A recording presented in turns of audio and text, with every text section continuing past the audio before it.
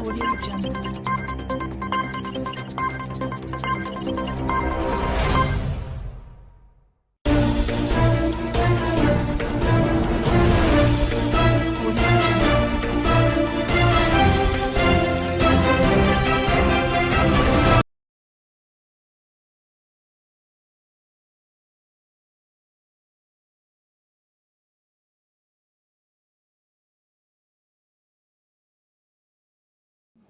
नमस्कार, मैं डॉक्टर अरुण कुमार। इन चीजों में पाया जाता है गाय के दूध से भी 10 गुना ज्यादा कैल्शियम, हड्डियों को बनाता है मजबूत।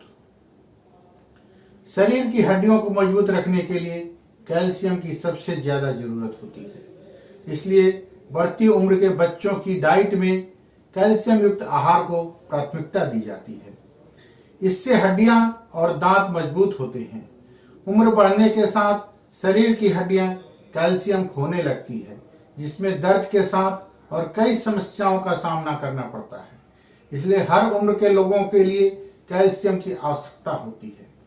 आइए जानते हैं वह कौन सी चीज है जिसमें गाय के दूध के मुकाबले 10 गुना ज्यादा कैल्शियम पाया जाता है। दूध को एक संपूर्ण आहार माना जाता है, इसलिए बच्चों को दूध दिया जाता है, जिससे उसके शरीर में पोषक तत्वों और कैल्शियम की जरूरतों को पूरा किया जा सके। लेकिन एक उम्र के बाद लोग दूध कम लेने लगते हैं या फिर बिल्कुल ही नहीं लेते हैं। दूध या फिर अन्य डेयरी प्रोडक्ट में फैट ज्यादा होने की वजह से भी कुछ लोग इसे लेने में परहेज करते हैं। शरीर में कैल्शियम की कमी को पूरा करने के लिए आप दूध या डेयरी प्रोडक्ट की जगह कुछ और भी ले सकते हैं, जिससे शरीर में कैल्शियम की कमी को पूरा किया जा सकता है। डॉक्टरों के मुताबिक तिल के बीज शरीर में कैल्शियम की कमी को पूरा कर सकते हैं। गाय के दूध के मुकाबले तिल में 10 गुना ज्यादा कैल्शियम पाया जाता है।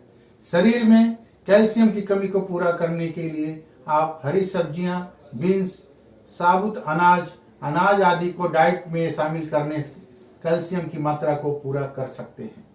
कैल्शियम की कमी से क्या परेशानियां होती हैं? उम्र बढ़ने के साथ हड्डियों में कैल्शियम की मात्रा कम होने लगती है। ये परेशानी महिलाओं में ज्यादा होती है। कैल्शियम की कमी में ऑस्टियोपोरोसिस की समस्या हो जाती है, जिससे हड्डियां कमजोर हो जाती है और शरीर की नई कोशिकाओं का निर्माण नहीं होता है। लोग कैल्शियम की कमी को पूरा करने के लिए टैबलेट्स का सहारा लेते हैं, लेकिन यह सही नहीं रहता है। इसलिए इसकी जगह कैल्शियम युक्त आहार को डाइट में शामिल करना चाहिए। यह स्पीच केवल आपको जानकारी बढ़ाने के लिए दी गई है। अगर आप किसी बीमारी के पेशेंट हैं तो अपने नजदीकी किसी भी डॉक्टर से सलाह लेना आवश्यक है। धन्यवाद।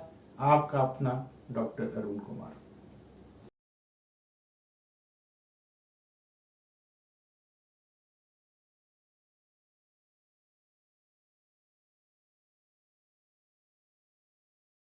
नमस्कार। 40 के बाद हर महिला को जाननी चाहिए सेहत से जुड़ी ये बातें। 40 साल की उम्र पूरी होने के बाद महिलाओं के शरीर में अहम बदलाव आना शुरू हो जाते हैं, जिनका सीधा कनेक्शन मेनोपॉज से जुड़ा होता है। इसलिए जरूरी है कि महिलाएं मेनोपॉज की वजह से होने वाली समस्याओं को आने और उनका सही इलाज खोज सके। तो चलिए जाने 40 साल की उम्र के बाद होने वाली सेहत से जुड़ी परेशानियां।